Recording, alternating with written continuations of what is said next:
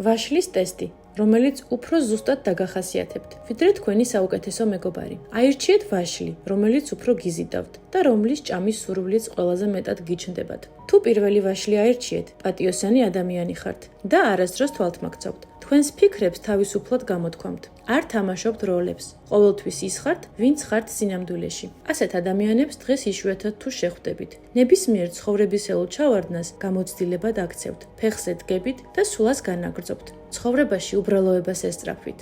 მეორე ვაშლი. თქვენ ძალიან ენერგიული, თავგადასავლების მაძიებელი, თქვენ ხართ ექსპრესიული, დინამიური, ძნელად პროგნოზირებადი. მოკლედ რომ ვთქვათ, შემოქმედებითი ნატურა ხართ. მესამე ვაშლი. გარშემო მყოფები თქვენით აღრთოვანებული არიან. შეიძლება არ იმჩნევდნენ, მაგრამ გბაძავენ. უნდათ რომ თქვენი მსგავსი იყონ. თქვენსავით ჩაცმა სურთ, თქვენსავით ცხოვრება. საუბარიც კი თქვენსავით სურთ.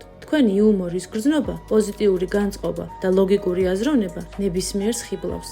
ასეთი კაშკაშა ადამიანების რეპუტაცია ყოველთვის უმაღლეს დონეზეა. თუმცა, ამის ფონზე თქვენ სულ მხრებს იჩეჩავთ და ამბობთ, რომ არაფრით განსხვავდებით სხვებისგან და სრულიად ჩვეულებრივი ხართ. მეოთხე ვაშლი. თქვენ ხართ ადამიანი ბუდა. ნებისმიერ პრობლემას, გაუთვალისწინებელ სიტუაციას მშვიდად იღებთ და არ პანიკიორობთ. გარშემო მყოფთათვის სანდოობის მაგალითი ხართ. ღალატი ახლოსაც არ არის თქვენს ბუნებასთან და ყველაზე მთავარი, რაც თქვენ მიმართ ადამიანების სიმპათიას და ნდობას იწვევს, არის ის, რომ თქვენ იცით მოსმენა და არა გაუთავებელი ლაპარაკი საკუთარ თავზე. მეხუთე ვაშლი. თქვენი თითოეული დღე სავსე და ნაყოფიერია. რაიმე სახის ძალისხმევა არ გჭირდებათ იმისთვის, რომ თქვენს ცხოვრებაში თავგადასავლები და საინტერესო ამბები მოიხმოთ.